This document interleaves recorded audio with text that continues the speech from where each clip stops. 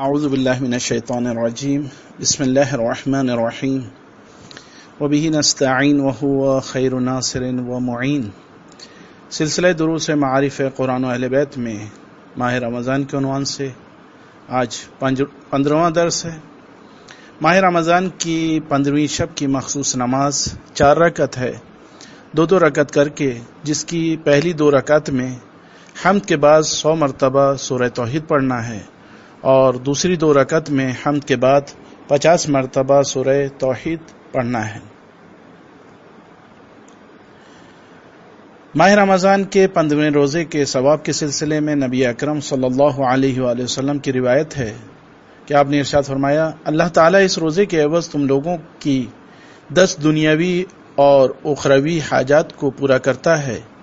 اور اللہ نے صبر کے نتیجے میں ایوب نبی کا سا ثواب تمہیں عطا کرے گا، اور تم لوگوں کے لیے عرش کے ملائکہ استغفار کریں گے، اور روز قیامت اللہ تعالی 40 نور دائیں جانب اور 10 نور بائیں جانب اور 10 نور سامنے اور 10 نور پیچھے کی جانب قرار دے گا۔ روایت کا حوالہ کتاب فضائل اشہر الثلاثہ صفحہ نمبر 83۔ ماہ رمضان کے 15ویں دن کی دعا کا ترجمہ یہ ہے کہ اے اللہ، آج کے دن مجھے خاشع و خاضع لوگوں کی سی اطاعت کی توفیق عنایت فرما،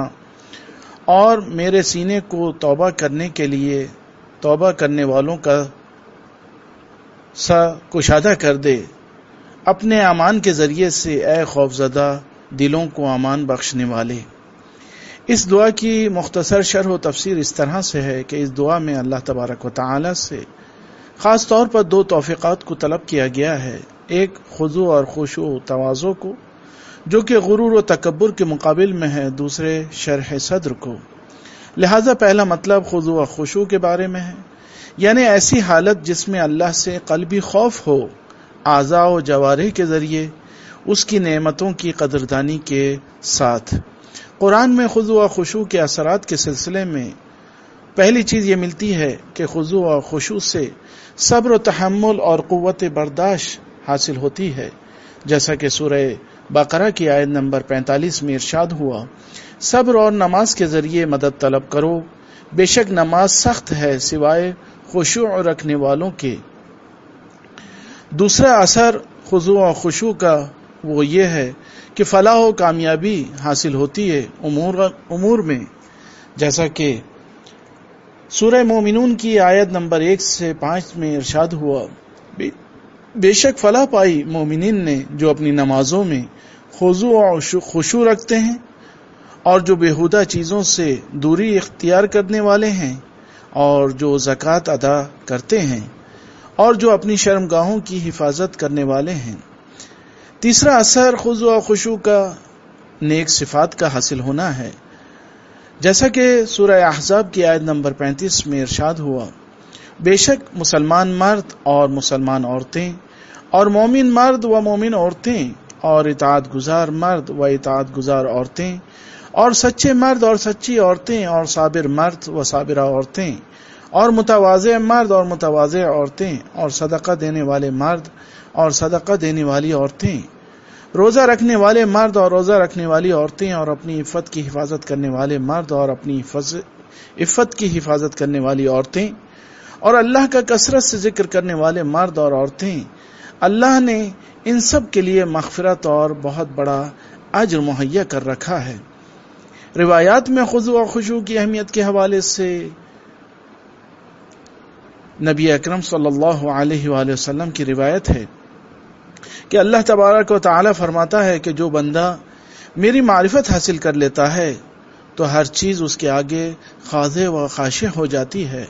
روایت کا حوالہ کتاب منتخب میزان الحکمہ جلد نمبر 7 صفحہ نمبر 174۔ دوسری روایت میں نبی اکرم صلی اللہ علیہ وآلہ وسلم ارشاد فرماتے ہیں کہ خاشع شخص کی 4 علامات ہیں۔ نمبر 1، اللہ کے حضور کو مد نظر رکھنا پوشیدہ و علنی ہر کام میں۔ نمبر 2، نیک کام انجام دینا۔ نمبر 3، قیامت کے بارے میں غور و فکر کرنا اور نمبر 4 اللہ سے مناجات کرتے رہنا۔ روایت کا حوالہ کتاب منتخب میزان الحکمہ جلد نمبر 7 صفحہ نمبر 174۔ دوسرا مطلب شرح صدر کے بارے میں ہے۔ قرآن میں شرح صدر کے حوالے سے ملتا ہے سورہ طٰہٰ کی آیت نمبر 25 سے 27 تک کہ موسیٰ نے عرض کی، اے پروردگار میرے سینے کو کشادہ کر دے، میرے کام کو آسان کر دے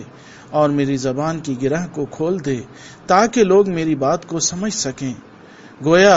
شرح صدر انبیاء کا ابزار تبلیغی رہا ہے، اور دوسرا یہ کہ شرح صدر کا سرچشمہ اللہ تبارک و تعالی کی ذات ہے، جیسا کہ سورہ انعام کی آیت نمبر 125 میں ارشاد ہوا، پھر اللہ جسے ہدایت دینے کا ارادہ کرتا ہے اس کے سینے کو کشادہ کر دیتا ہے اسلام کے لیے، اور جسے گمراہی میں چھوڑنا چاہتا ہے اس کے سینے کو ایسا تنگ اور دشوار کر دیتا ہے، گویا اس کے لیے اسلام کا قبول کرنا آسمان پر چڑھنے کی مانند مشکل ہوتا ہے۔ اسی طرح اللہ عذاب قرار دیتا ہے ان لوگوں کے لیے جو ایمان نہیں رکھتے، اور شرح صدر